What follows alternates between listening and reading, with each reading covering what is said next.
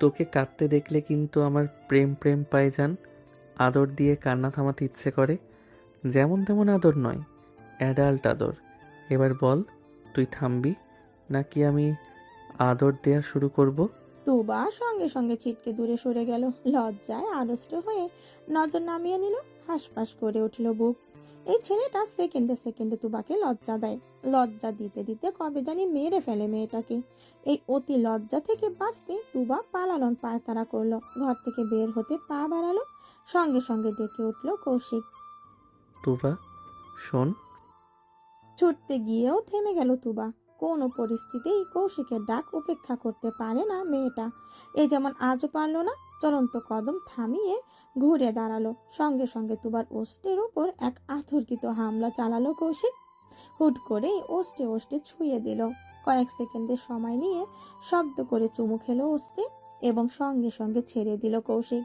বাঁকা হেসে বলল, এবার যা। তুবা আর এক সেকেন্ডও দাঁড়ালো না। দুই হাতে গাল চেপে ছুটে বেরিয়ে গেল ঘর থেকে। সময়টা গোধূলি লগ্নের শেষ ভাগ। ধরণীতে নেমে এসেছে ঘোর অনামিশা। চারিদিকে থই থই অন্ধকার। আধারিয়া রাতের বুক চিরে পাশাপাশি হাঁটছে কৌশিক তুবা। একে অপরের হাত ছুঁই। সুঠামদেহী কৌশিকের পাশে তুবা একটা পুতুল যেন।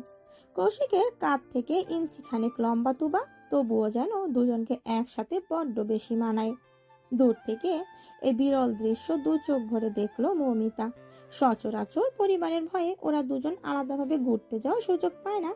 আজ যেন মোক্ষম সুযোগ পেয়েছে একাকী সময় উপভোগ করার। মৌমিতা প্রশান্তির শ্বাস টানল। এমনিতেই দুই ভাই বোনের মধ্যে যতই ঝগড়া হোক না কেন, তবে রক্তের টান আলাদা একটা জিনিস। তার উপর দুজন যমজ। এ জগতে দুই ভাই বোনের অস্তিত্ব একসাথে তৈরি হয়েছে। মায়ের পেটে একই সাথে বেড়ে উঠেছে। দুনিয়াতে আগমনও ঘটেছে একসাথে।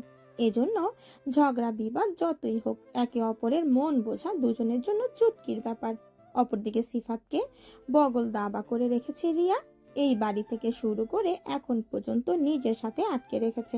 কিছুতেই ছেলেটাকে দুবার আশেপাশে ঘেঁষতে দিচ্ছে না। রিয়া যেন পণ করে রেখেছে ওর ভাই বোনের মাঝে এই কাবাবের হাড্ডিকে ঢুকতে দেবে না। তার জন্য যুদ্ধ করতে হলে করবে।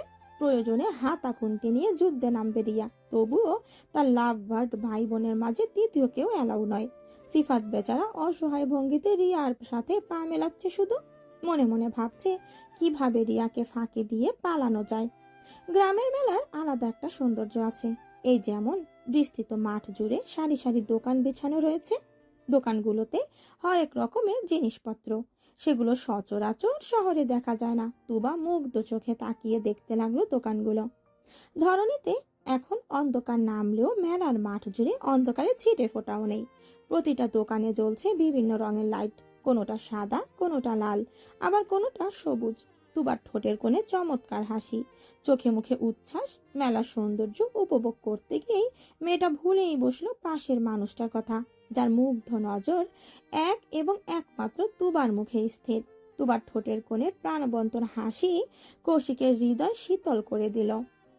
কৌশিক নির্বিশেষ তাকিয়ে রইল তুবার হাসি খুশি মুখের দিকে। আচমকা পাশ দিয়ে একদল ছেলে যেতে লাগলো। কৌশিকের নজর সতর্ক হলো। অতি সন্তর্পণে তুবাকে এক হাতে জড়িয়ে নিল। ছোট্ট দেহটা ঢেকে নিল নিজের বলিষ্ঠ দেহের আড়ালে। তুবার মনোযোগে ব্যাঘাত ঘটল। ঘাড় উঁচিয়ে চাইল কৌশিকের দিকে। কৌশিকের নজর তখন তুবার দিকেই ছিল। নজরে নজর মেলাতেই তুবা ছোট্ট করে শুধালো, কি? কৌশিক মুচকি হেসে মাথা নাড়ল। কণ্ঠস্বর শীতল। দুনিয়ার কালো ছোঁয়া থেকে নিজের জিনিস রক্ষা করছি। আমার বউয়ের গায়ে অন্য কারোর ছোঁয়া লাগবে কেন?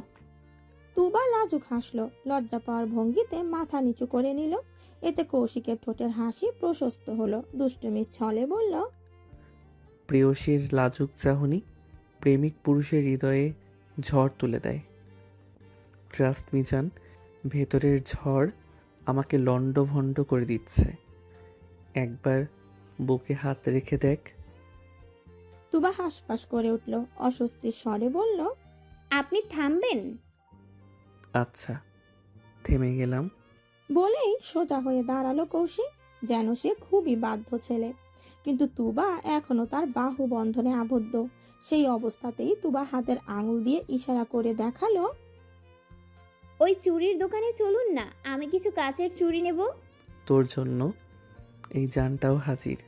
সেখানে এই চুরি তো সামান্য ব্যাপার। তুবা হাসলো আর সেখানে না দাঁড়িয়ে চুরির দোকানের দিকে এগিয়ে গেল। মাটিতে বেছানো মাদুরে মুঠো মুঠো কাচের চুড়ি, হরেক রঙের চুড়ি। হরেক রঙের চুড়িগুলোতে কারো নজর কাটতে যথেষ্ট। তুবা মুগ্ধ চোখে তাকালো চুড়িগুলোর দিকে। কি সুন্দর চোখ ধাঁধানো রং! ওদের দুজনকে অনুসরণ করে মৌমিতা, রিয়া, নীরব আর সিফাতও এগিয়ে এলো। তিন বোন মিলে হামলে পড়লো চুড়ির ওপর। তুবা গাঢ় নীল রঙের দুমুঠো চুড়ি নিয়ে হাতে পরে দেখলো, কিন্তু তুবার চিকন চাকন হাতে কোনো চুড়ি ফিট হচ্ছে না। যেটাই হাতে দিচ্ছে সেটাই বড় হয়। দোকানদার হেসে বলল, বাড়ি গিয়ে বেশি বেশি খাইবে নাফা, নইলে আপনার মাপের চুরি পাওয়া যাইতো না। তুবার মন খারাপ হলো। ছোট উল্টে তাকালো কৌশিকের দিকে। কৌশিকের বাম হাতে তুবার ডান হাতটা আলতো করে মুঠোয় পুরে সান্ত্বনা দিল। এরপর নিজ উদ্যোগে খুঁজতে লাগলো ছোট সাইজের নীল চুড়ি আছে কিনা। ঠিক এমন সময় তুবার সামনে এক মুঠো নীল চুড়ি ধরলো সিফাত। বেশ আগ্রহ নিয়ে বলল, দেখো তো তুবা, এটা হাতে ঠিক হয়নি না। মুহূর্তেই তুবার দুটো চোখ বড় বড় হয়ে গেল। সঙ্গে সঙ্গে ঘাড় গড়িয়ে তাকালো কৌশিকের দিকে। এতেই যেন দেহের শক্তি ফুরিয়ে এলো তুবার। কৌশিকের চোয়াল শক্ত হয়ে গেছে, দুই হাতের পেশি ফুলে গেছে, কপালের মাঝের শিরা জেগে উঠেছে। তুবা আটকে উঠল। কৌশিককে থামাতে যাবে তার আগেই কৌশিক হুট করে সিফাতের কলার চেপে ধরলো। কেউ কিছু বুঝে ওঠার আগেই সজোরে ঘুষি বসালো সিফাতের নাক বরাবর।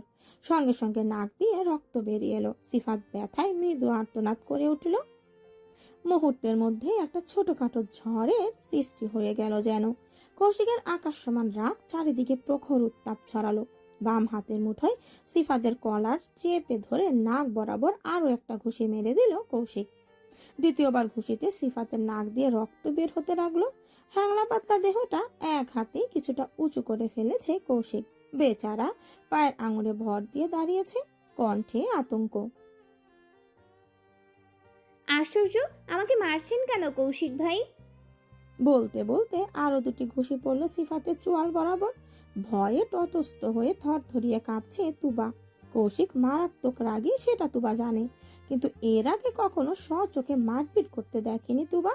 হুট করে কৌশিকের এহেন রূপ তুবাকে ভেতর থেকে গুলিয়ে দিয়েছে। অবস্থা বেগতিক দেখে মৌমিতা ছুটে গেল ওদের দিকে। কৌশিককে ধরে টেনে সরিয়ে দিল সিফাতের থেকে। ছাড়া পেতেই মাটিতে ছিটকে পড়ল সিফাত। ইতিমধ্যে ছেলেটার অবস্থা কাহিল। হঠাৎ আক্রমণে নিজেকে বাঁচানোর সুযোগ পায়নি। ক্রমাগত ঘুষিতে নীরের দেহটা নেতিয়ে পড়েছে। মৌমিতা শরীরের সর্বোচ্চ শক্তি দিয়ে ধরে রেখেছে কৌশিককে। তবে সুঠাম দেহি একটা পুরুষকে কোনো মেয়ের পক্ষে ধরে রাখা কি সম্ভব? একদমই না। তবুও মৌমিতা আপ্রাণ চেষ্টা করছে নিজের ভাইকে সংযত করার। ঠিক সেই মুহূর্তে গর্জে উঠল কৌশিক। মৌ, ছাড় আমাকে। একদম না, অনেক বাড়াবাড়ি করে ফেলেছিস ভাই। বাড়িতে আজ তুলকালাম কাণ্ড ঘটবে। জাহান নামে যাক বাড়ি, আই ডোন্ট কেয়ার। কিন্তু এই শালাকে আজ আমি বুঝিয়েই ছাড়ব আমার জিনিসের দিকে নজর দিলে পরিণাম কি হয়। ভাই না, শেষ রক্ষা করতে পারল না মৌমিতা। কৌশিক ছুটে গেল মৌমিতার বাঁধন থেকে। মাটিতে বসে হাঁপাতে থাকা সিফাতের কলার টেনে তুলে ধরলো। ভয়ে সিফাতের দেহে কাঁপুনি ধরে গেছে। একেই তো কৌশিক ওর চেয়ে বয়সে বড়, তার উপর স্বাস্থ্যের দিক থেকেও সিফাত চুনোপুটি। সে কি আর এমন দৈত্য মানবের সাথে লড়াইয়ে জিততে পারে? এরই মাঝে কৌশিক সিফাতের কলার চেপে ধরে আরো একটা ঘুষি মেরে হুঙ্কার ছাড়লো। সহজ কথা সহজভাবে বুঝিস না, তাই না? ওকে, শেষবারের মতো বোঝাচ্ছি। আমার তুবার থেকে 10 হাত দূরে থাকবি। এই মাপের যদি 1 ইঞ্চিও এদিক সেদিক হয়, কসম জানে মেরে ফেলবো তোকে। সিফাত কথা বলার ভাষা হারিয়ে ফেলল। ভয়ে উত্তেজনায় বোধ জ্ঞান লোপ পেল। মমিতা অতিষ্ঠ ভঙ্গিতে কপাল চাপড়ালো। আশেপাশে তাকিয়ে দেখলো লোকজন জড়ো হয়ে গেছে। উপায় না পেয়ে হতবম্ব হয়ে দাঁড়িয়ে থাকা নীরবের উদ্দেশ্যে করে চেঁচিয়ে উঠল, বলদের মতো দাঁড়িয়ে দেখছিস কি বেয়াদব? ওদের থামা, আজ বাবা আমাদের কঠিন শাস্তি দেবে। মৌমিতার ধমক শুনে স্বাভাবিক হলো নীরব, ছুটে গেল কৌশিককে ছাড়াতে। কি সাথে সংবিত ফিরে পেল তুবাও। এতক্ষণ পাথর হয়ে জমেছিল, হুঁশ ফিরতেই নীরবের সাথে সাথে তুবাও ছুটলো। সোজা দুজনের মাঝে গিয়ে দাঁড়ালো তুবা, ধাক্কা দিয়ে সিফাতকে সরিয়ে দিল। ছেলেটা ধাক্কা খেয়ে আবারও চিত হয়ে পড়ে গেল মাটিতে। তুবা এক সেকেন্ডও সময় ব্যয় করলো না, সঙ্গে সঙ্গে জড়িয়ে ধরলো কৌশিককে একদম শক্ত করে, শরীরের সর্বোচ্চ শক্তি দিয়ে। ভীতু মুখটা লুকালো কৌশিকের বুকে, ভয়ার্ত কণ্ঠে আওড়ালো, প্লিজ প্লিজ প্লিজ থেমে যাই কৌশিক ভাই, প্লিজ থামুন, আমার খুব ভয় করছে। কৌশিক থমকালো, চমকালো, চোখের দৃষ্টি নত হলো। বুকের সাথে লেপ্টে থাকা তুবার দেহের কম্পন স্পষ্ট টের পেল। অতিমাত্রায় ভয়ে ঠকঠকিয়ে কাঁপছে মেয়েটা, তবুও ভয়ের সাথে লড়াই করে থামাতে এসেছে কৌশিককে। কৌশিক হক চকিয়ে গেল, ভুলে বসলো মারামারির কথা। তুবাকে ভয়ে কাঁপতে দেখে মস্তিষ্ক এলোমেলো হয়ে গেল। টেনে তুবার মুখটা নিজের বুক থেকে তুললো কৌশিক, কাঁপা কাঁপা কণ্ঠে বলল, এই জান, তাকা আমার দিকে। তুই আমাকে ভয় পাচ্ছিস কেন? আপনি মারপিট করছেন কেন? দুবার গলা কাঁপছে, সেই সাথে তান মিলিয়ে কাঁপছে ছোট্ট দেহটাও। কৌশিক লম্বা করে শ্বাস টানলো, রাগটা কোনো মতে গিলে নিল। থরথরিয়ে কাঁপতে থাকা তুবাকে এক হাতে আগলে নিল, নরম কণ্ঠে বলল, সরি সরি জান, ভুল হয়ে গেছে। তোর সামনে আর কোনোদিন মারপিট করব না, প্রমিস। পরপরই কৌশিক সিফাতের দিকে তাকিয়ে তর্জনী তাক করে শাসিয়ে বলল, লিসেন, লাস্ট ওয়ার্নিং, আমার তোবার থেকে দূরে থাকবি। ব্যাস, শেষ কথা এতটুকুই ছিল। এরপর এক হাতে তুবাকে আগলে ধরে সেখান থেকে চলে গেল কৌশিক। পেছন পেছন মৌমিতা আর রিয়াও ছুটল। রয়ে গেল কেবল মন ভাঙা প্রেমিক সিফাত আর নীরব। ছেলেটার চোখটা ছলছল করছে, ওর আর বুঝতে বাকি নেই কাহিনী কি। কৌশিক তুবার মধ্যে যে প্রেমজনিত সম্পর্ক আছে সেটাই এবার সিফাতের কাছে স্পষ্ট। তবে অনুভূতির মৃত্যুতে বড্ড জ্বলছে বুকটা। সেই মুহূর্তে নীরব হাত রাখলো সিফাতের কাঁধে, নিচু কণ্ঠে বলল, যেটা তোমার নয় সেটা নিয়ে আর ভেবো না সিফাত। ভাই হিসেবে পরামর্শ দিচ্ছি, তোমাকে বলে যাও, ও অন্য কারো ব্যক্তিগত সম্পদ।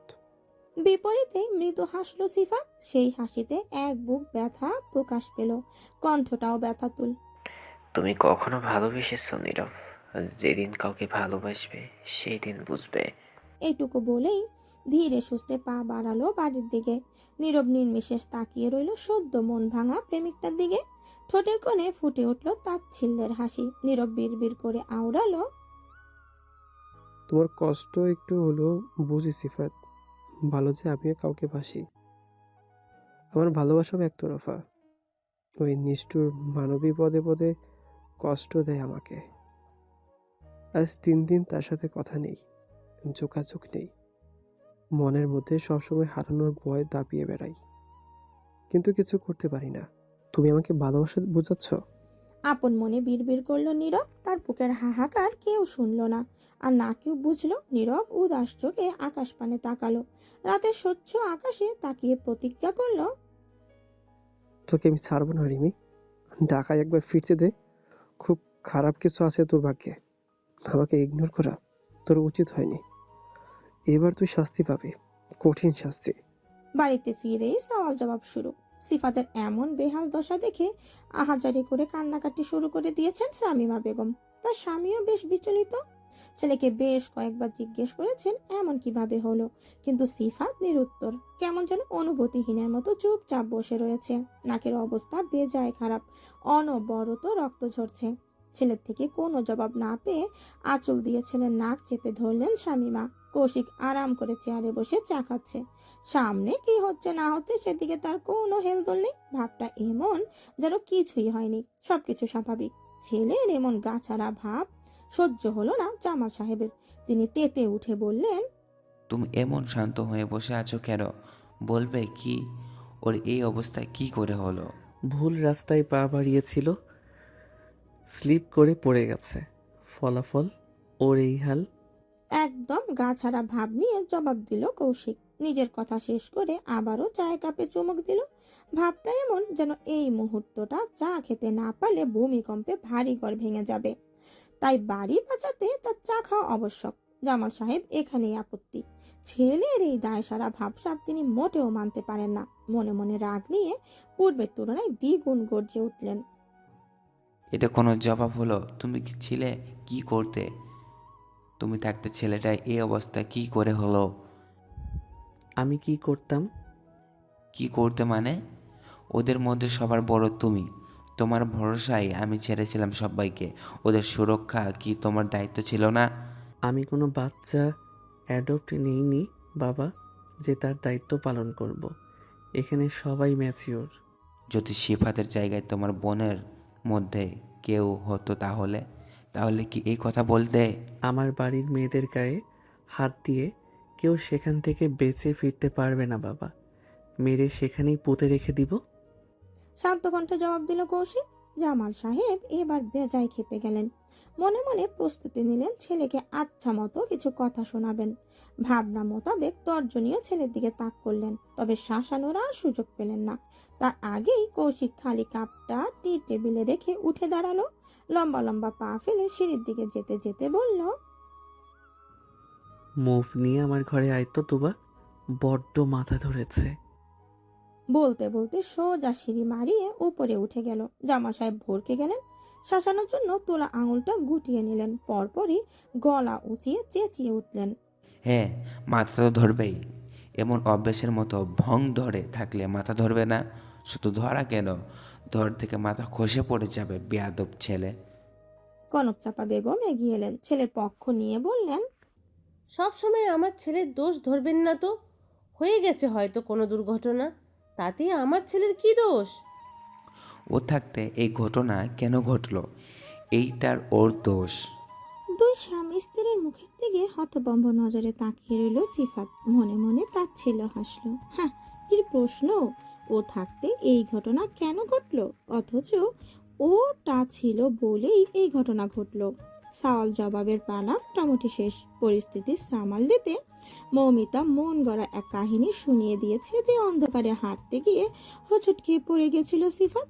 বাড়ির বড়রা বিশ্বাস করবে না করেও বিশ্বাস করে নিয়েছে। আপাতত এই চ্যাপ্টার ক্লোজ দেখে তুবা স্বস্তির নিঃশ্বাস ছেড়ে কৌশিকের ঘরের দিকে পা বাড়ালো।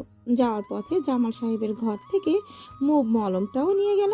দরজার কাছাকাছি এসে দুই আঙুলের টোকায় ঠক ঠক শব্দ করলো। সঙ্গে সঙ্গে ভেসের থেকে ভেসে এলো কৌশিকের ধীর কণ্ঠ, আমার ঘরে ঢুকতে তোর নক করার প্রয়োজন নেই তোবা। কৌশিকের সবকিছু তোর জন্য উন্মুক্ত। তুবা মাথা নিচু করে লাজুক হাসলো।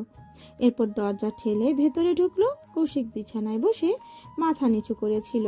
তুবা ঘরে ঢুকতেই চোখ মেলে তাকালো। তুবা আতকে উঠল কৌশিকের চোখের দিকে তাকিয়ে। লাল রক্তবর্ণ ধারণ করেছে চোখ দুটো। তুবা হক চকিয়ে গেল। দ্রুত পায়ে ছুটল কৌশিকের কাছে। দুই হাতে কৌশিকের মুখ আগলে ধরল। বিচলিত কণ্ঠে শুধালো, এমন কেন লাগছে আপনাকে? আপনি ঠিক আছেন? কৌশিক সামান্য হাসলো। বিনা দ্বিধায় তুবার কোমর জড়িয়ে ধরলো। মুখ গুজে নিল নরম বক্ষ ভাঁজে। তুবা চমকে উঠল। আচমকা কেঁপে উঠল পুরো শরীর। হঠাৎ গভীর ছোঁয়ায় দেহের শক্তি খুইয়ে বসলো। লজ্জায় আড়ষ্ট হয়ে নুয়ে গেল। হৃৎপিণ্ডের ধুকবুকানি বেড়ে গেল হাজার গুণ। ধরাস ধরাস করে দামামা বাজাতে লাগলো। সেই শব্দ স্পষ্ট কানে পৌঁছালো কৌশিকের। মুচকি হাসলো কৌশিক। মাথাটা সামান্য উঁচু করলো। দেখতে পেল তুবা চোখ খিচে বন্ধ করে রেখেছে। এতে কৌশিকের মুখের হাসি প্রশস্ত হলো। কৌশিক দুষ্টুমির ছলে ফিস ফিস করে বলল, সাধারণ ছোঁয়াতে এমন করলে হবে জান? তাহলে গভীর ছোঁয়া কিভাবে সহ্য করবি? তুবা জবাব দিতে পারলো না। গাল দুটো লাল হয়ে এলো। দুই হাতে কামিজের হাঁটুর দিকের অংশ খামচে ধরলো। কৌশিক ঠোঁট কামড়ে হাসলো। এরপর তুবাকে ছেড়ে দিল। খাটের সাথে হেলান দিয়ে আধা শোয়া হয়ে বসলো। ব্যথাতুল কণ্ঠে বলল, একটু মাথা টিপে দে তো জান। তোর হাতের ছোঁয়া না পেলে বোধহয় এই ব্যথা থামবে না। এই পর্যায়ে তুবা চোখ খুললো। ফোঁস করে নিঃশ্বাস ছেড়ে আটকানো দমটা স্বাভাবিক করলো। এরপর ধীরে সুস্থে কৌশিকের পেছনে গিয়ে দাঁড়ালো। আঙুলের টোকায় মুভ নিয়ে কপালের দুই পাশে লাগিয়ে দিল। এরপর আলতো হাতে মাথার দুই পাশে চাপতে লাগলো। অবশেষে চোখ বন্ধ করে নিল কৌশিক। একদম শান্ত হয়ে গেল। এক পর্যায়ে তুবা মিনমিন করে বলল, আপনি বলেছিলেন রাতে আমাকে নিয়ে ঘুরতে বের হবেন, এই আবদার কিন্তু পূরণ করেননি। আজ রাতে যাবি? আজ তো কত কাহিনী ঘটে গেল, আজ থাক। তাহলে আগামীকাল নিয়ে যাবেন? তুই চাইলেই নিয়ে যাব। মনে থাকে যেন। আর হাতে গোনা 3 দিন আমরা আছি এখানে, কাল কিন্তু মিস করা চলবে না। তুবার কথা শেষ হওয়ার সাথে সাথে ফট করে চোখের পাতা মেলে ধরল কৌশিক। ঘাড় পেছনে বাঁকিয়ে তুবার মুখোমুখি হলো। মুহূর্তেই তুবার ঘাড়ে হাত রেখে টেনে নিচের দিকে নিয়ে আসলো। সেকেন্ডের ব্যবধানে শব্দ করে চুমু খেলো তুবার ঠোঁটে এবং সঙ্গে সঙ্গে ছেড়ে দিল। এরপর স্বাভাবিক কণ্ঠে বলল, মনে থাকবে? ঘটনার আকস্মিকতায় হতভম্ব তুবা। কয়েক সেকেন্ড লাগলো তার ঘটনা বুঝতে। এরপর লজ্জায় লাল হয়ে এক কদম পিছিয়ে গেল মেয়েটা। এলোমেলো কণ্ঠে বলল, আপনি একটা অসভ্য। তুবা আর এক মুহূর্ত সেখানে দাঁড়ালো না, ছুটে বেরিয়ে গেল ঘর থেকে। শোনা গেল কৌশিকের উচ্চ স্বরে অট্টহাসি। তীর তীর করে রাত পেরিয়ে ভোরের আগমন। ধরনীর বুক থেকে আধার কেটে গিয়ে আলো ছড়িয়ে পড়েছে। বাড়ির গিন্নিরা রান্না বান্নার কাজে ব্যস্ত। রান্নাঘরে টুংটাং শব্দ পুরো বাড়ি জুড়ে ভেসে বেড়াচ্ছে। সেই শব্দের খানিকটা তুবার কানে ভেসে এলো। গভীর ঘুম ছুটে গেল তুবার। একটু নড়ে চড়ে কাত ঘুরে আবারও ঘুমালো। তৎক্ষণাৎ কানে ঝংকার তুল বোনদের অট্টহাসি। তুবার ঘুম এবার পুরোপুরি ছুটে গেল। চোখ মুখ কুচকে উঠে বসলো। হাই তুলতে তুলতে নিচে এলো।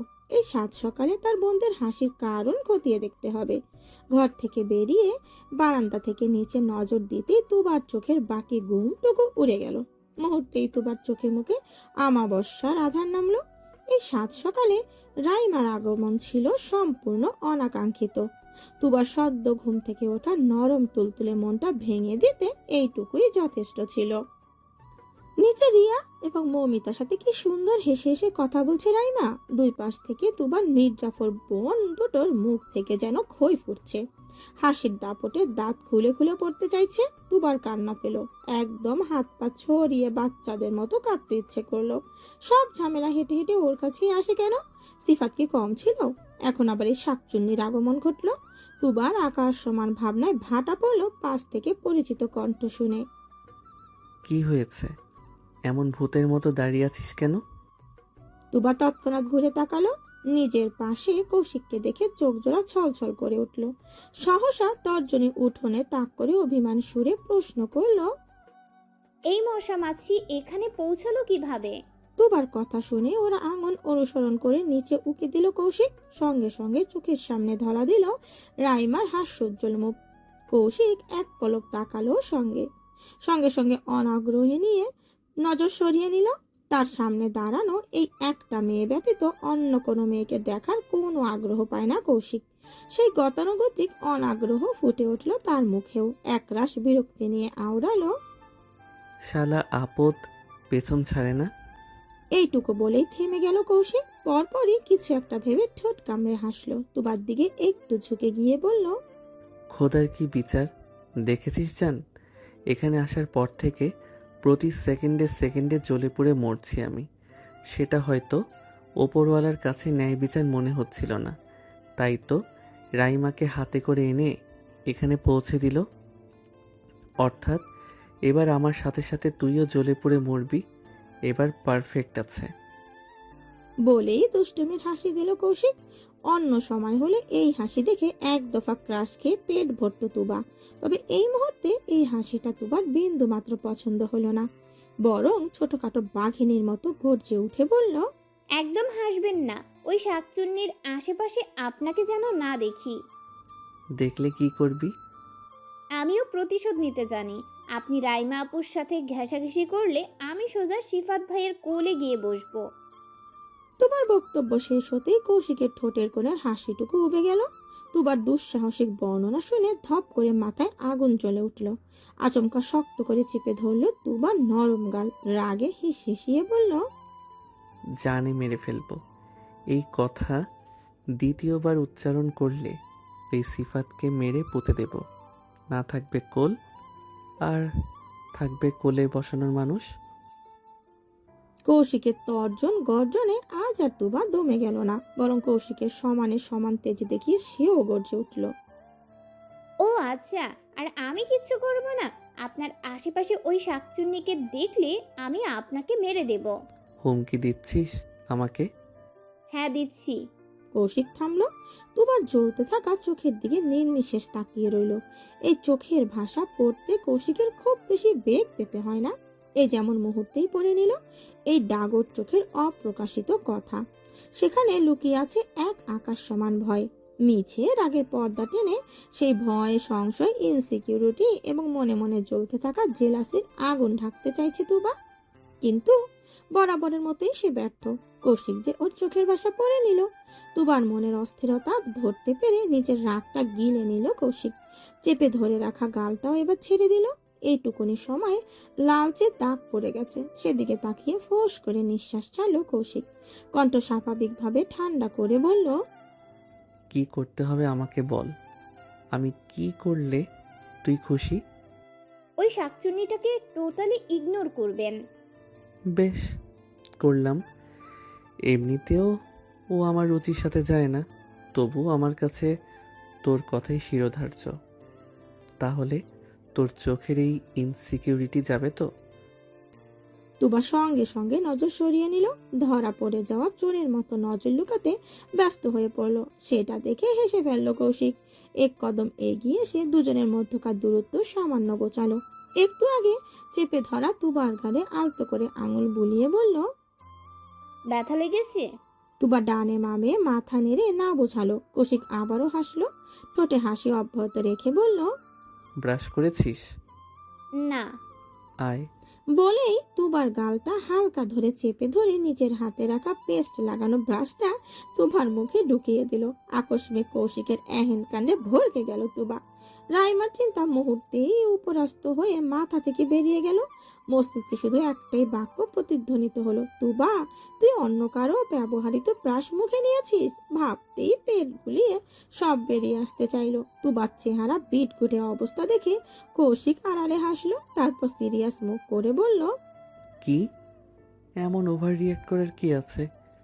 ঠোঁটে চুমু খেতে পারিস, কিন্তু এক ব্রাশ দিয়ে দাঁত ব্রাশ করতে পারিস না। হোয়াই? আমার তো কোনো সমস্যা হয় না। আপনি একটা নোংরা।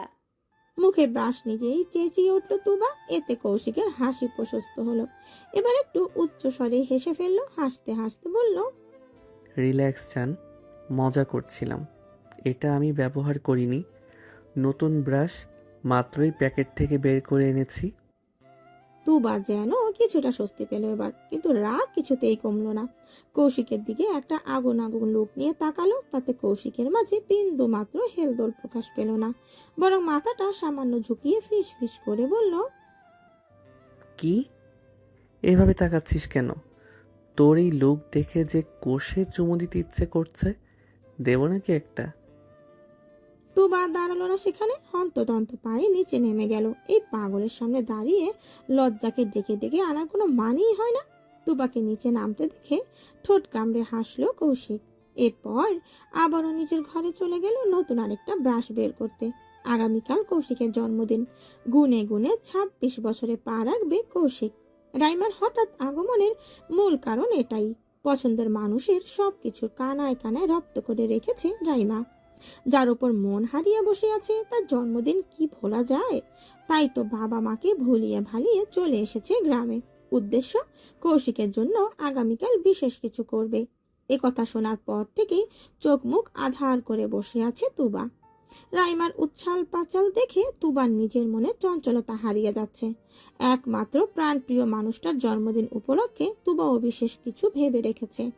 সচরাচর তুবা শাড়ি পরা নিষেধ। এই নিষেধাজ্ঞা স্বয়ং কৌশিকের তরফ থেকে। তুবা ভেবে রেখেছে আজকে সব নিষেধাজ্ঞার মেরি ভেঙে কৌশিকের প্রিয় নীল রঙের শাড়ি পরবে। মনের মতো সেজে কৌশিকের সামনে হাজির হবে। দুজনে একান্তে কিছু সময় কাটাবে। গভীর রাতে গ্রামের আঁকাবাঁকা পথে দুজনে হাতে হাত রেখে হাঁটবে। বিস্তীর্ণ সবুজ মাঠের নরম ঘাসে শুয়ে চাঁদের আলো গায়ে মাখবে। একটা রোমাঞ্চকর সুন্দর দিন হিসাবে স্মৃতির পাতায় বসিয়ে দেবে দিনটা। তবে তুবার পরিকল্পনা সে ঘুরে বালি। রাইমা বোধ হয় আর তুবার শখটা পূরণ করতে দেবে না। ভাবতেই দু চোখ ভরে এলো তুবার, চিৎকার করে কাঁদতে মন চাইলো, কিন্তু কাঁদার আর সুযোগ পেল না। এক রাশ মন খারাপ নিয়ে ছাদে গেল তুবা। রাইমার উপস্থিতি মেয়েটাকে বড্ড পীড়া দিচ্ছে। বুকটা থেকে থেকে মুচড়ে উঠছে। প্রিয় মানুষের প্রতি অন্য নারীর এত আগ্রহ কোনো মেয়ের পক্ষে সহ্য করা সম্ভব নয়। সেখানে এই মানুষটা তো তুবার স্বামী, তিন কবুল বলে হালাল ভাবে যার সাথে জীবন জড়িয়েছে। এজন্য হয়তো বুকের জ্বালা একটু বেশি। মনের হাসপাস ভাব কমাতে তুবা চঞ্চল পায়ে ছাদে গেছে। এখানে আসার পর থেকেই এই প্রথম তুবা ছাদে আসলো। এর আগে কোনো কারণে ছাদে আসা হয়নি। মন মেজাজ ভালো না থাকায় তুবা আর আশেপাশে দেখার আগ্রহ পেল না। পা টেনে টেনে একদম ছাদের শেষ প্রান্তে চলে গেল। স্যাঁতস্যাঁতে পুরনো ছাদের রেলিংয়ে হাত রেখে আকাশে দৃষ্টি নিবদ্ধ করলো। আজ আকাশটা মেঘলা, আবছা মেঘ ভেসে বেড়াচ্ছে পুরো আকাশ জুড়ে। রাশি রাশি মেঘপুঞ্জের আড়ালে ঢাকা পড়ে গেছে উত্তপ্ত সূর্য। তাই তো বেলা 10টা বাজার পরও রোদের রেশ মাত্র পড়ছে না ধরণীর বুকে। তুবা উদাসীন চোখে একবার মেঘলা আকাশে পানে তাকালো, ভাষাহীন নিষ্প্রাণ চোখে তাকিয়ে রইল। ঠিক এমন সময় পাশ থেকে ভেসে এলো কারোর পরিচিত কণ্ঠ। তোমার কি মন খারাপ? আচমকা পুরুষালী কণ্ঠ শুনে ঘাড় ঘুরিয়ে তাকালো তুবা। নিজের থেকে প্রায় 7-8 হাত দূরে দাঁড়িয়ে আছে সিফাত। হয়তো আগে থেকেই ছেলেটা ছাদেই ছিল। তুবা কোনো প্রতিক্রিয়া দেখালো না, কারণ কৌশিক এই মুহূর্তে বাড়িতে নেই। সকালে খেয়ে কোথায় যেন বেরিয়েছে, তাই বিচলিত হওয়ার কারণ নেই। তবে কোনো কারণে মনটা বড়ই উদাসীন, তাই চুপ করে দাঁড়িয়ে রইল। এই মুহূর্তে সিফাতকে দেখে পালানোরও পায়তালা করলো না তুবা, বরং শান্ত নিষ্প্রাণ চোখে তাকিয়ে বলল, পছন্দের মানুষকে নিয়ে কখনো ইনসিকিউর ফিল করেছেন সিফাত ভাই? হারানোর ভয় কখনো অনুভব করেছেন? তুবার প্রশ্নের বিপরীতে তাচ্ছিল্য হাসলো সিফাত। খুঁড়িয়ে খুঁড়িয়ে কয়েক কদম এগিয়ে এলো। গতকাল কৌশিকের এলোমেলো মারে বেশ ভালোই চোট পেয়েছে ছেলেটা। এই যেমন স্বাভাবিকভাবে হাঁটতে পারছে না। কোনো মতে পা টেনে তুবার থেকে 1 হাত দূরত্ব রেখে দাঁড়ালো। তুবার চোখের দিকে তাকিয়ে বলল, খুব অনুভব করেছি, কিন্তু আফসোস তুমি বোঝনি। এই পর্যায়ে সংবিত ফিরে পেল তুবা। আবেগের বশে ভুল জায়গায় ভুল কথা বলে ফেলেছে বুঝতে পেরে লজ্জিত হলো। সত্যি বলতে তুবার সিফাতের জন্য খারাপ লাগছে। বেচারা দোষটা কি? ওকে মন প্রাণ দিয়ে ভালোবেসেছে তাই। কিন্তু ভালোবাসা তো কোনো অপরাধ নয়। তবে অন্যের ভালোবাসার মন মজানো ছিল ওর অপরাধ। তুবা যেন কথা বলার ভাষা হারিয়ে ফেললো, তবুও মিনমিন করে বলল, সরি, পারলে মাফ করে দিয়েন। সরি বলো না প্লিজ, আমি অবুঝ নই। তোমার আর কৌশিক ভাইয়ের কথা আগে থেকে জানলে অনেক আগেই তোমার থেকে দূরে সরে আসতাম। বুঝতে একটু সময় লেগে গেছে, এই আর কি। আপনার কষ্ট হচ্ছে না? তুবার এই প্রশ্ন শুনে সিফাত তাচ্ছিল্য হাসলো। মেঘলা আকাশের দিকে উদাসীন চোখে তাকিয়ে বলল, ঠিক কষ্ট হচ্ছে না, তবে আফসোস হচ্ছে। তোমাকে খুব করে চেয়েও পেলাম না। তা দেখি তুমি না হয় অপ্রাপ্তিতেই রয়ে গেলে আমার হয়ে, আমি না হয় কল্পনাতেই ভালোবেসে বাসবো তোমাকে। তুবার মনটা বিষণ্ণতায় ছেয়ে গেল। কোনো কারণে অপরাধ বোধ তুপার মধ্যে বাসা বাঁধল। সংক্ষিপ্ত আলোচনার ইতি টেনে সিফাত বলে উঠল, তোমার আশেপাশে আর আসবো না তোমা, নিজেকে নতুন করে গুছিয়ে নেব। তবে দোয়া রইল তোমার জন্য। আশা করি কৌশিক ভাই তোমাকে সুখেই রাখবে। এক বুক ব্যথা নিয়ে বহু কষ্টে বাক্যগুলো আওড়ালো সিফাত। এরপর সেখান থেকে যাওয়ার জন্য উদ্যত হলো। মিছে মায়া বাড়িয়ে লাভ নেই।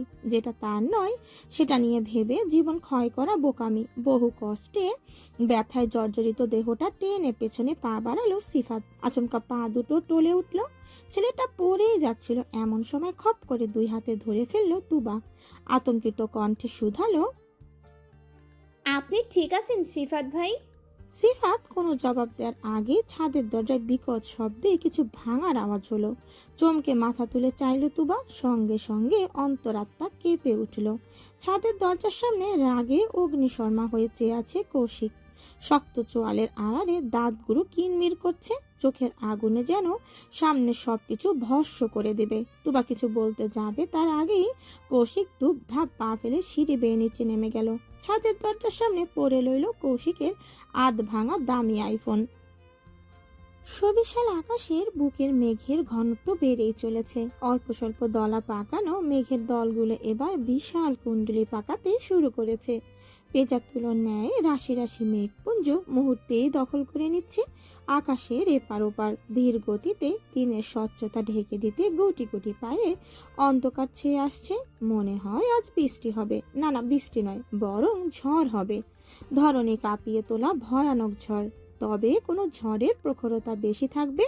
প্রকৃতিতে সৃষ্টি হওয়া ঝড়, নাকি দুটো মানুষের মনোমালিন্য থেকে উৎপত্তি হওয়া ঝড়?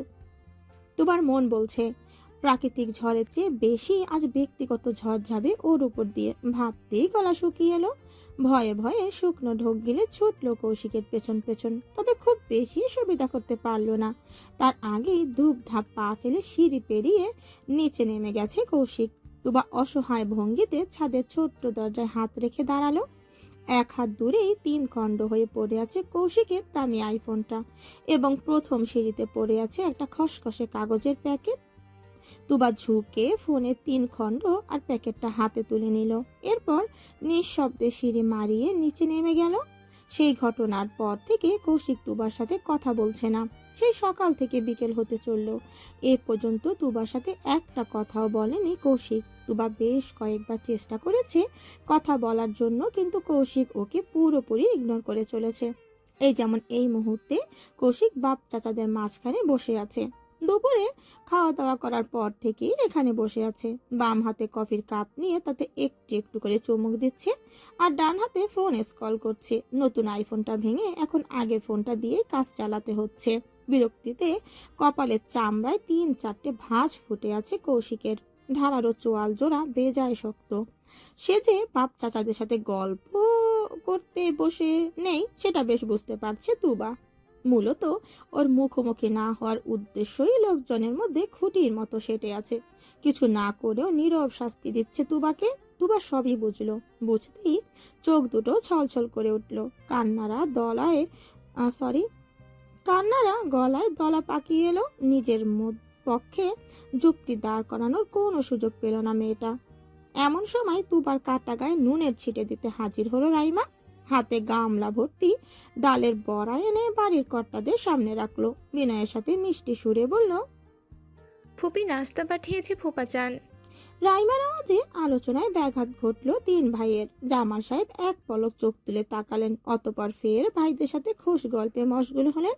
রাইমা গামলাটা রেখে ঘরে যাওয়ার জন্য পা বাড়ালো। ঠিক সেই সময় কৌশিক ফোনে নজর রেখে গম্ভীর কণ্ঠে ডাকলো, রাই। আচমকা কৌশিকের ডাকে থেমে গেল রাইমা। শরীরটা কেঁপে উঠল হঠাৎ। প্রিয় মানুষের মুখে নিজের নামটাও যেন মধুর বাণী শোনালো। রাইমা এক হাতে বুক খামচে ধরলো। ধীরে সুস্থে পেছনে ফিরে বলল, কিছু লাগবে আপনার? কাপটা নিয়ে যাও তো, আর 1 কাপ কফি এনে দাও। কৌশিকের এহেন আবদারে রাইমার চোখ কপালে উঠল। সেই দুপুর থেকে কৌশিকের এমন অদ্ভুত ব্যবহার খেয়াল করেছে রাইমা। দুপুরে ঠিক মতো খায়নি, কিন্তু তারপর থেকেই একের পর এক কফি খেয়ে যাচ্ছে। এ পর্যন্ত 6 কাপ কফি খেয়েছে। এখন আরো 1 কাপ চাইছে। এই বিদঘুটে সাথে তেতো কফি মানুষ তো কিভাবে খায়? মনে একরাশ সন্দেহ নিয়ে রাইমা ফের জিজ্ঞেস করলো, হ্যাঁ, আর ও কফি খাবেন? খেতেই তো চাইলাম, পারলে তুমি বানিয়ে নিয়ে আসো। তোমার হাতের কফি খেয়ে চাই। বলতে বলতে রাইমার দিকে চোখ তুলে তাকালো কৌশিক। সঙ্গে সঙ্গে লজ্জায় মাথা নুয়ে নিল রাইমা। এই প্রথম কৌশিক আগ বাড়িয়ে কিছু আবদার করলো তার কাছে। অত্যাধিক খুশিতে হাওয়ায় উঠতে লাগলো রাইমা। মনে তো চাচ্ছে সারা জীবন শুধু কফি বানাতে। রাইমা তড়িঘড়ি করে ছুটলো রান্নাঘরে। মিনিট 5-6 মাথায় কফি হাতে হাজিরও হলো। উচ্ছ্বসিত মনে কফির কাপটা এগিয়ে দিল। কৌশিক ফোনে নজর রেখেই কাপটা হাতে নিল। ধীরে সুস্থে কাপে ঠোঁট ছোঁয়ালো। ফোন স্ক্রল করতে করতেই বলল, পারফেক্ট। রাইমার খুশি আর দেখে কে, 2 হাতে ওনার কোনা মোচড়াতে মোচড়াতে ছুটে চলে গেল সেখান থেকে। যেন নতুন বিবাহিত বউ তার স্বামীর মুখে নিজের প্রশংসা শুনেছে। রাইমা চলে যাওয়ার পর কৌশিক আবারও কফির কাপে চুমুক দিল। দূর থেকে সবকিছু নিজের চোখে অবলোকন করলো তুবা। গায়ে হাত না তুলেও ধমক না দিয়েও যে এভাবে শাস্তি দেওয়া যায় সেটা তুবার জানা ছিল না। হুট করে তুবার ভীষণ কান্না পেল। অবাধ্য কান্নারা কয়েক ফোঁটা গড়িয়েও পড়ল চোখের গণ্ডি পেরিয়ে। তুবা সঙ্গে সঙ্গে মুছে ফেলল। কোনো মতে কান্না আটকে ধূপধাপ পা ফেলে সিঁড়ি বেয়ে উপরে উঠে গেল। তুবা চলে গেছে বুঝতে পেরে ফোন থেকে নজর সরালো কৌশিক। আর চোখে তাকালো সিঁড়ির পানে, দেখলো তুবা গুটি গুটি পায়ে উপরে উঠে যাচ্ছে। পরপরই মুখে জমিয়ে রাখা কফিটুকু পাশে ফেলে দিল কৌশিক। কাঁচা মাটির উঠোন হওয়ার সঙ্গে সঙ্গে তললটুকু শুষে নিল মাটি। কৌশিক মুখ বিকৃত করে দুবার থুতুও ফেলল। মনে হচ্ছে জঘন্য কিছু মুখে দিয়েছে। শুধুমাত্র তুবার উপর জেদ করে এই অখাদ্য মুখে নিতে হলো ওকে, না হলে রাইমার হাতের পানিও কৌশিক মুখে তুলতো না। মুখের ভাব ভঙ্গি বিকৃত করে কৌশিক বিড়বিড় করে আওড়ালো, পোড়ার দহন কেমন হয় এবার বুঝতে পারছিস তো? আমিও দিনরাত এই দহনেই পুড়ি। তোকে একটা শিক্ষা দেওয়া প্রয়োজন ছিল জান, তোকে একটা শিক্ষা দেওয়া প্রয়োজন ছিল জান। I am sorry for that, but trust me, আর কষ্ট দেব না। আকাশ জুড়ে বসেছে তুমুল মেঘের মেলা। সারি সারি মেঘপুঞ্জ দাপটের সাথে ধাপিয়ে বেড়াচ্ছে। সকাল থেকে মেঘরাশি ভাসতে ভাসতে ভর সন্ধ্যায় এসে একে অপরের সঙ্গে সংঘর্ষে লিপ্ত হয়েছে। সেই সংঘর্ষের ফলাফল স্বরূপ আকাশ কাঁপিয়ে বর্ষণ হানা দিল ধরণীতে। ইতিমধ্যে শুরু হয়ে গেছে ঝুম বৃষ্টি। তুমুল বাতাসে গাছের ডালপালা বেসামাল গতিতে দুলছে। মেঘের কারণে এই ভর সন্ধ্যায় মনে হচ্ছে রাত নেমে এসেছে। এই মুহূর্তে সবাই যার ঘরে আছে। এই মুহূর্তে সবাই যার যার ঘরে আছে। ঝড় বৃষ্টি না থামলে উঠোনে নামার কায়দা নেই। সারাদিন শেষে মাত্রই কৌশিক নিজের ঘরে ফিরেছে। সেই সকাল থেকে উঠোনে শটান হয়ে বসেছিল। পিঠ মাজা ধরে গেছে একদম। বিছানায় গা এলিয়ে না দিলে শান্তি পাচ্ছে না। ভাবনা মোতাবেক ক্লান্ত দেহটা ছেড়ে দিল বিছানায়। উপর হয়ে শুয়ে বালিশে মুখ গুজে চোখ দুটো বন্ধ করে নিল। মিনিট 10 হবে হয়তো তার ঘরে আসার। ঠিক সেই মুহূর্তে হন্তদন্ত হয়ে ছুটে এলো মৌমিতা। পেছন পেছন রিয়াও এসেছে। ঘরে পা রেখে মৌমিতা হাঁপাতে হাঁপাতে বলল, তুবা এসেছে ভাই।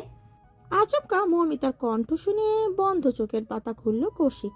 তড়িৎ শোয়া থেকে উঠে বসে পূর্ণ দৃষ্টিতে তাকালো মৌমিতার দিকে। নিজের বোনকে এমন হাঁপাতে দেখে ভ্রু কুঁচকে বলল, তুবা আসেনি আমার ঘরে, তুই এমন হাঁপাচ্ছিস কেন? তুবাকে কোথাও খুঁজে পাচ্ছি না, পুরো বাড়ির কোথাও নেই। মৌমিতার কথাগুলো যেন বজ্রপাত ঘটালো কৌশিকের মাথায়। আচমকা মুচড়ে উঠল বুকটা। হৃৎপিণ্ডে কেউ যেন খচ করে ধারালো ছুরি বিধিয়ে দিল। কৌশিক হুট করে ঘাড় ঘুরিয়ে জানালার বাইরে তাকালো। বাইরে ঝুম বৃষ্টি। মিনিটে মিনিটে আকাশ কাঁপিয়ে বিদ্যুৎ চমকাচ্ছে। এই ঝড় বৃষ্টির মধ্যে মেয়েটা কোথায় যাবে? কৌশিক তড়িঘড়ি করে উঠে দাঁড়ালো। অস্থির কণ্ঠে শুধালো, বাড়িতে নেই মানে? এই ভোর সন্ধ্যায় বৃষ্টির মধ্যে কোথায় যাবে?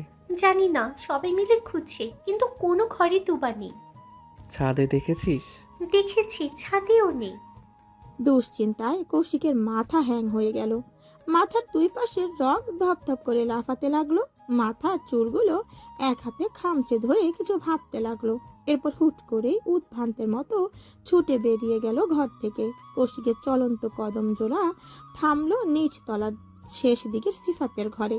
সেখানে বাড়ির সবাই তুবাকে খোঁজাখুঁজি করতে ব্যস্ত, অথচ সিফাত সেখানে নিজের ঘরে ঘাপটি মেরে বসে আছে। কৌশিক অনুমতিবিহীন হুড়মুড়িয়ে ঢুকে পড়ল সিফাতের ঘরে। ছেলেটা খাটের সাথে হেলান দিয়ে বই পড়ছিল। এমন সময় ঝড়ের গতিতে কৌশিক এসে ওর কলার চেপে ধরল। রাগে দাঁত কিরমির করে বলল, তুবা কোথায়? বল, কোথায় তুবা? আচমকা আক্রমণে ভরকে গেল সিফাত। কৌশিকের কথার কোনো আগামাথা বুঝলো না। অবুঝ স্বরে প্রশ্ন করলো, হ্যাঁ মানে? একদম ভংচং দেখাবি না সিফাত, সত্যি করে বল, আমার তুবা কোথায়? আমি জানি না ভাই, আমি সত্যিই কিছু জানি না। বোকার মতো ডানে বামে মাথা নাড়তে নাড়তে বলল কথাটা। কৌশিক তখনও দাঁত কিরমির করছে। ধীরে ধীরে স্বচ্ছ চোখ দুটো রক্তিম বর্ণ ধারণ করেছে। কৌশিকের চেহারার রং পরিবর্তন দেখে ভয়ে ভয়ে শুকনো ঢোক গিলল সিফাত। কিছু না করেও ছেলেটা আবারও ফেসে গেছে। কৌশিকের পিছু নিতে নিতে সিফাতের ঘর পর্যন্ত এসেছে নীরব। কৌশিককে সিফাতের কলার চেপে ধরে শাসাতে দেখে দৌড়ে গিয়ে ছাড়িয়ে নিল। অতিষ্ঠ ভঙ্গিতে বলল, ও কিছু জানে না ভাই, ছেলেটা ভালো করে হাঁটতেও পারছে না, ওকে ছেড়ে দাও প্লিজ। তাহলে কোথায় গেছে তোবা?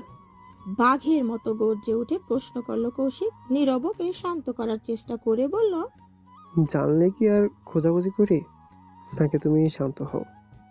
ঠান্ডা মাথায় ভাবো, তোমাদের কি ঝগড়া হয়েছে? আমি বিকেলে তোমাকে কাঁদতে দেখেছি। নীরবে শেষাক্ত কথাটা শুনে বুকের ভেতর মোচড় দিয়ে উঠল কৌশিকের। অসহ্য যন্ত্রণায় বুকটা জ্বলে উঠল, দম আটকে হাঁসফাঁস করতে লাগলো। তুবা কেঁদেছে, কথাটা মস্তিষ্কের প্রতিটা নিউরনে নিউরনে সূচ ফুটিয়ে দিল যেন। বুকের ভেতর আগুনের মতো জ্বলে উঠল। বুকের জ্বালা কমাতে এক হাতে বুক ডলল কৌশিক, তবে কাজ হলো না। ভীষণ অস্থির অস্থির লাগছে, গলাটাও শুকিয়ে আসছে। দুই হাতে চুল খামচে ধরে কিছু একটা ভাবলো কৌশিক। এর পরপরই উদ্ভ্রান্তের মতো ছুটে বেরিয়ে গেল বাড়ি থেকে। এই ভর সন্ধ্যায় দিক বেতিক বলে এলোমেলো পায়ে আঁকাবাঁকা রাস্তা ধরে ছুটে চলেছে কৌশিক। ঝুম বৃষ্টিতে ভিজে পুরো শরীর সাদা হয়ে গেছে, অথচ ছেলেটা সেদিকে বিন্দু মাত্র খেয়াল নেই। চোখের চাহনিতে ভয়, চেহারা বড্ড উন্মাদের মতো বেহাল। চোখ থেকে কয়েক ফোঁটা অশ্রু ঝরে পড়ল যেন। তবে সেটা চোখের সীমানা পার করতেই বৃষ্টির পানির সাথে মিশে অস্তিত্ব বিলীন হয়ে গেল। কৌশিক ছুটতে ছুটতে চিৎকার করে ডাকলো, তোবা, কোথায় তুই? প্লিজ জান, ফিরে আয়। আমার দম আটকে যাচ্ছে, আমি শ্বাস নিতে পারছি না, আমার বুক কাঁপছে। জান, কোথায় তুই? ফিরে আয় আমার বুকে। তোবা। নিশুতি রাত, বাইরে ঝড়ের এলোমেলো তাণ্ডব। অশান্ত আকাশ থেকে হিংস্র স্বরে গর্জে উঠেছে। উত্তাল পাথাল বাতাসে আছড়ে পড়ছে বৃষ্টির ছাট। তুমুল বাতাসের দাপটে কুলোতে না পেরে মটমটিয়ে উঠছে গাছের দুর্বল ডালগুলো। প্রচন্ড ঝড়ের সামনে টিকতে না পেরে আকাশের কোনো গাছের পাখির বাসা ভেঙে পড়ল বোধহয়। অসহায় বাচ্চাদের নিয়ে করুণ স্বরে ডেকে উঠল মা পাখি। সেই সাথে শোনা গেল ছানাগুলোর কিচিরমিচির ডাক। তুমুল ঝড় তাণ্ডবের মাঝে একটা ছোটখাটো আধ ভাঙা মাটির ঘরের বারান্দায় আশ্রয় নিয়েছে তুবা। তখন কৌশিকের করা নিষ্ঠুর আচরণ ভেঙে টুকরো টুকরো করে দিয়েছে তুবার মনের অসহ্য পীড়ন সইতে না পেরে জেদের বশবর্তী হয়ে ছুটে বেরিয়ে এসেছে বাড়ি থেকে। উদ্দেশ্য একটাই, যেদিকে দু চোখ যায় চলে যাবে, থাকবে না ওই নিষ্ঠুর মানবের সাথে। সে যদি তুবাকে ছাড়াই নিজের সুখ খুঁজে পায় তাহলে পাক, ভালো থাকুক সে। তুবা আর ফিরবে না তার জীবনে। অত্যাধিক জেদে এমন হাজারটা উল্টোপাল্টা চিন্তা নিয়ে বেরিয়ে এসেছে বাড়ি থেকে। তবে বোকা মেয়েটা এটা ভাবেনি সে মূলত যাবে কোথায়। এই অচেনা গ্রামের কতটুকুই বা চেনে। রাগের চোটে বাড়ি থেকে বেরিয়ে তো এলো, কিন্তু ওর শেষ গন্তব্য কোথায়? অবুঝপনা করতে গিয়ে পড়ে গেল চরম বিপদে। বুক ভর্তি নিদারুণ দহন আর মাথা ভর্তি এক ঝুড়ি জেদ নিয়ে চলে এসেছে বাড়ি থেকে অনেকটা দূরে। এদিকে তুবার আগে কখনো আসা হয়নি। রাস্তা চেনার তাগিদে তুবা যখন ঘুরে ফিরে চারিদিকে অবলোকন করছিল, ঠিক সেই মুহূর্তে ঝড় ঝরিয়ে বৃষ্টি শুরু হলো। এই ভোর সন্ধ্যায় বৃষ্টিটা ছিল অনাকাঙ্ক্ষিত। মিনিটের ব্যবধানে সাধারণ বৃষ্টি তুমুল ঝড়ে রূপ নিল। উপায়ন্ত না পেয়ে দিক বেদিক ভুলে ছুটল তুবা, কিন্তু কোন রাস্তা ধরে এসেছে ঠিক বুঝে উঠতে পারল না। হারিয়ে যাওয়ার ভয়ে আতঙ্কে বোধ জ্ঞান খুইয়ে বসলো। ঝড় বৃষ্টি থেকে বাঁচতে উদ্ভ্রান্তের মতো আশ্রয় খুঁজতে মরিয়া হয়ে উঠল, কিন্তু বিপত্তি ঘটল এখানেই। এই জায়গাটা তুলনামূলক একটু বেশি শুনশান। আশেপাশে যতদূর নজর যায় শুধু বিস্তীর্ণ মাঠ আর সারি সারি আমের বাগান। বাগানের পাশে একটা ছোট পুকুরও আছে। এছাড়া দৃষ্টিসীমার মধ্যে কোনো বাড়ি নজরে আসলো না। এতে যেন তুবার ভয় শতগুণ বেড়ে গেল। আতঙ্কিত চোখে মুখে পাগলের মতো ছুটল এদিক ওদিক। খানিকটা দূরে বিক্ষিপ্ত ভাবে দুটো আধ ভাঙা মাটির ঘর দেখা গেল। তুবা ছুটল সেদিকে, কিন্তু হায়, ঘর দুটো জনমানব শূন্য। ঘুনে ধরা কাঠের দরজায় ঝং ধরা তালা ঝুলানো। তুবার এবার হাত পা ভেঙে এলো।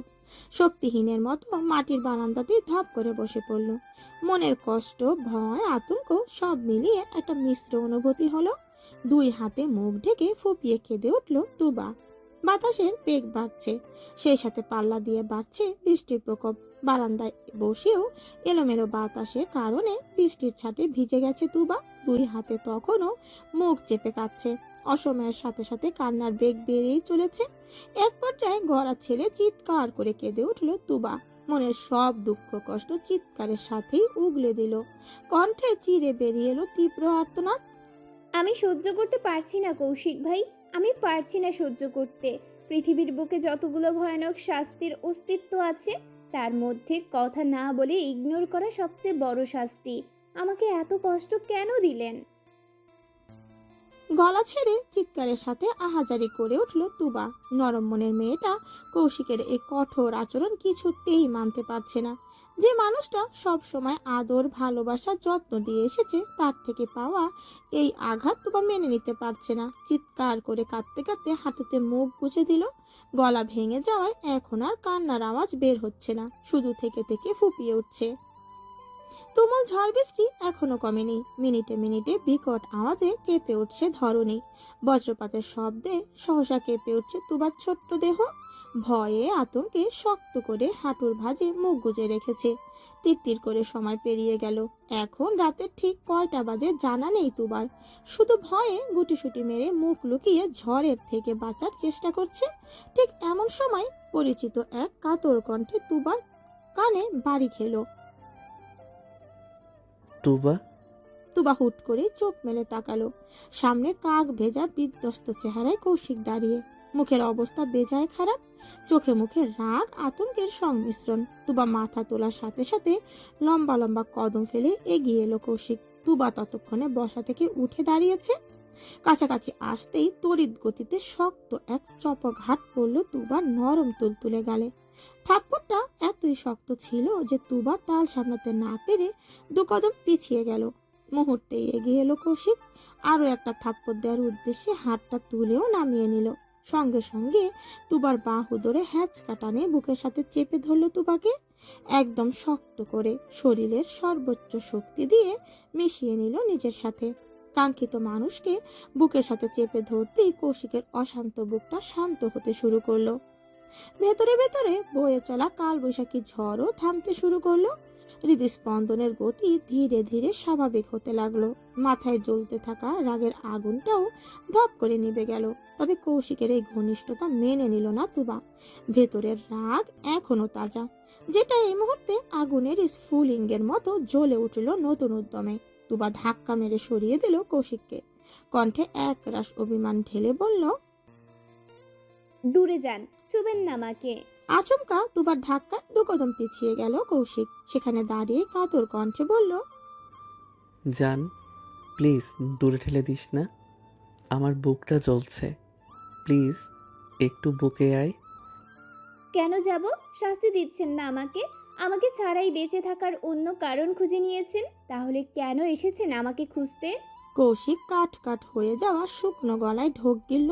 তুবা ধাক্কা দিয়ে সরিয়ে দেয়। বুকের ব্যথাটা আবারও বেড়ে গেছে। বুকটা কেমন যেন কামড়ে ধরছে। কৌশিক এক হাতে বুক ডলতে ডলতে বলল, একটু শান্তি দিবি না আমাকে, তাই না? কসম খেয়েছিস এভাবেই তিল তিল করে মারবি?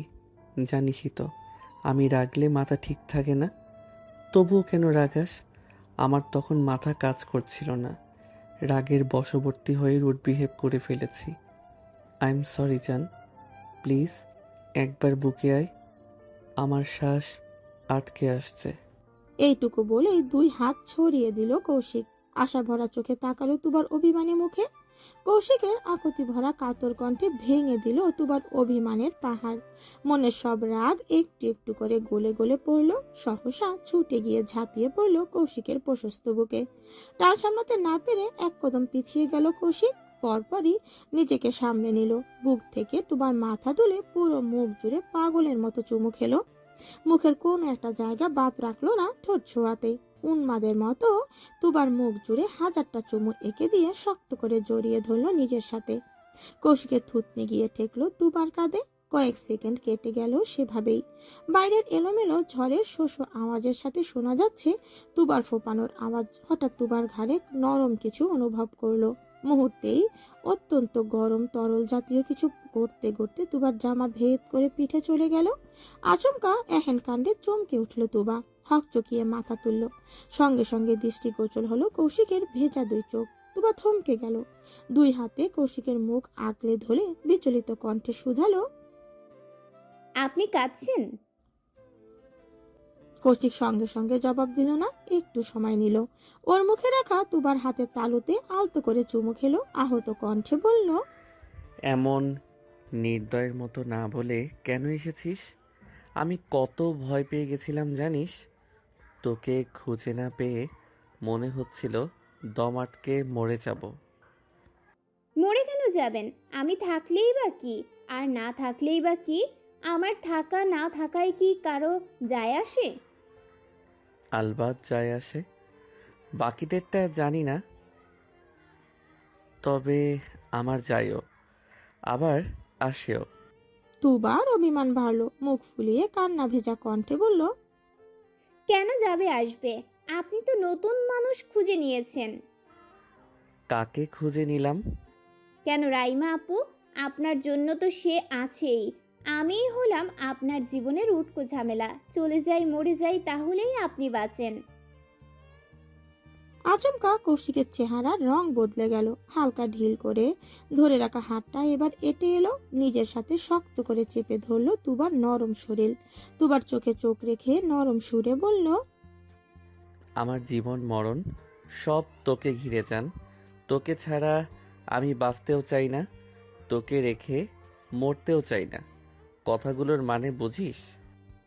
তুবা চোখ দুটো বন্ধ করে নিল, সঙ্গে সঙ্গে চোখ থেকে কার্নিশ বেয়ে দুফোঁটা অশ্রু গড়িয়ে পড়লো। তুবা মাথা উপর নিচ করে হ্যাঁ বোঝালো, তবে কৌশিকের মন ভরল না। শক্ত পুরুষালী কণ্ঠে বলল, মুখে বল। বুঝি। তাহলে এমন পাগলামি করলি কেন? একটা কথা মনে রাখবি জান, কৌশিক যত দিন বাঁচবে তুবার হয়ে বাঁচবে। এক তুই ছাড়া এই বুকে দ্বিতীয় কোনো নারীর স্থান নেই, কোনো দিন হবেও না। তুবার ভেতরের অদৃশ্য দহন এবার পুরোপুরি থেমে গেল। বন্ধ করে রাখা চোখের পাতা ধীরে ধীরে মেরে ধরল। সঙ্গে সঙ্গে দৃষ্টিগোচর হলো কৌশিকের কাতর দুই চোখ, যেখানে এই মুহূর্তে এক সাগর ভালোবাসা দেখা যাচ্ছে। তুবা কয়েক পর নির্বিশেষ তাকিয়ে রইল কৌশিকের চোখের দিকে। আচমকা বাতাসের সাথে সাথে বৃষ্টির ঝাপটা এসে লাগলো দুজনের গায়ে। এই পর্যায়ে সংবিত ফিরে পেল কৌশিক। তুবাকে ছেড়ে মাটির ঘরটার দরজার কাছে গেল। ঝংধরা তালার দিকে এক পলক তাকিয়ে জোরে সোরে লাথি মারলো মাঝ বরাবর। গুনে ধরা আধ ভাঙা কাঠের দরজাটা এবার পুরোপুরি ভেঙে ধুম করে ভেতরে পড়ে গেল। কৌশিক আলতো করে তুবার হাত মুঠোয় পুড়ে নিয়ে বলল, আয় আমার সাথে। তুবা বিনা বাক্যে এগিয়ে গেল সাথে। ছোটখাটো একটা ঘর, ঘরের এক কোণে মাটিতে ছোট একটা তোষক পাতা, অন্য কোণে ভাঙাচোরা একটা টেবিল। এটা যে কারো বড় বসত বাড়ি নয় সেটা স্পষ্ট বোঝা যাচ্ছে। মাঝে মাঝে কেউ হয়তো আসে ক্ষণিক সময়ের জন্য। কৌশিক ভেতরে ঢুকে ভাঙা দরজাটা কোনোভাবে দাঁড় করিয়ে টেবিলটা দিয়ে আটকে দিল। এরপর মৌমিতাকে ফোন করে তুবাকে পেয়েছে সেই খবর জানালো। বিস্তারিত বলার সুযোগ পেল না, কারণ নেটওয়ার্ক খুব সমস্যা করছিল। তাই সংক্ষিপ্ত খবর জানিয়ে ফোনটা কেটে দিল কৌশিক। পুরনো ফোনটার দিকে তাকিয়ে একটা দীর্ঘশ্বাস ছাড়লো। এরপর ফোনের ফ্ল্যাশ জ্বালিয়ে সেটা টেবিলের উপর রাখলো। এতক্ষণে অন্ধকার পরিবেশ খানিকটা আলোকিত হলো যেন। পরনের ভেজা চিপচিপে জামার দিকে তাকিয়ে বিরক্তির নিঃশ্বাস ছাড়লো তুবা। মিনমিন করে বলল, এই ভেজা জামা কতক্ষণ পরে থাকবো? পাকনামি করে একা আসতে বলেছিল কে? এখন এই ঝড় বৃষ্টি না থামা পর্যন্ত বাড়ি ফেরা সম্ভব নয়। রাস্তায় বেশ কিছু গাছ ভেঙে পড়েছে, তোকে নিয়ে কোনো রিস্ক নিতে আমি রাজি নই। কৌশিকের কর্কশ আওয়াজ শুনে এক পলক চোখ মেলে তাকালো তুবা। ফোনের ফ্ল্যাশের আলোতে কৌশিকের সুঠাম দেহ স্পষ্ট ফুলে উঠেছে। জিম করা আকর্ষণীয় শরীরটা চোখে বেঁধার মতো, যে কোনো মেয়ে এক দেখাতে ফিদা হয়ে যাবে। কৌশিক ততক্ষণে শার্ট টান দিয়ে ছড়িয়ে দিয়ে তুবার দিকে ঘুরে দাঁড়িয়েছে। এতে করে পেটের কাছে শক্ত পেশিগুলো খোলা বইয়ের মতো তুবার সামনে ধরা দিচ্ছে। তুবা সঙ্গে সঙ্গে নজর সরিয়ে নিল। কেমন যেন অদ্ভুত একটা অনুভূতি হচ্ছে। পেটের মধ্যে কিছু একটা গুড় গুড় করছে। তুবা বুঝতে পারছে না এটা কেমন অনুভূতি। কৌশিক পায়ে পায়ে এগিয়ে এলো, এক কদম তুবার গা ঘেঁষিয়ে বসে পড়লো। এরপর পূর্ণ দৃষ্টিতে তাকালো তুবার দিকে। ভ্রু কুচকে বোঝার চেষ্টা করলো তুবার এলোমেলো চোখের চাহনির কারণ, তবে বেশি ভাবতে হলো না কৌশিককে। আচমকা বিকট আওয়াজে বজ্রপাত ঘটল। তুবা কেঁপে উঠে হুট করে জড়িয়ে ধরল কৌশিককে। কাঁপা কাঁপা কণ্ঠে বলল, প্লিজ জানালাটা কিছু দিয়ে বন্ধ করুন, আমার ভয় করছে। কৌশিক কেমন যেন পাথরের মতো জমে গেল। এত কাছাকাছি আসায় তুবার শরীরের মিষ্টি মেয়েলি সুবাস নাসিকা পথ ধরে সোজা কৌশিকের মস্তিষ্কে ধাক্কা খেলো। এই ঝড় বৃষ্টির রাতে একা ঘরে দুজন কাছাকাছি আসায় নিষিদ্ধ বাসনারা উস্কানি দিতেই শুরু করলো। কৌশিকের বুকের ভেতর দামামা বেজে উঠল। শুকনো গলায় কয়েকবার ঢোক গেলে কাঠ হয়ে আসা গলা ভেজানোর বৃথা চেষ্টা চালালো। সফল হতে না পেরে নিচু কণ্ঠে ফিস ফিস করে বলল, জান, আজ যদি বাড়াবাড়ি সীমা অতিক্রম করি তুই কি রাগ করবি? তোকে খুব কাছে পেতে মন চাইছে। কানের কাছে কৌশিকের ফিসফিস আওয়াজ শুনে গায়ে কাটা দিয়ে উঠল তুবার। অদ্ভুত এক শিহরণে শরীর কেঁপে উঠল। ধীরে ধীরে মাথাটা তুলে কৌশিকের চোখের দিকে তাকালো, যেখানে এই মুহূর্তে ভেসে বেড়াচ্ছে এক রাস ব্যাকুলতা, প্রিয় মানুষের কাছে পাওয়ার বাসনা। কৌশিকের এই ডাকে সাড়া না দিয়ে পারল না তুবা। এক হাতে কৌশিকের ঘাড় খামচে ধরে আলতো করে ওষ্টে ওষ্টে ছোঁয়ালো তুবা।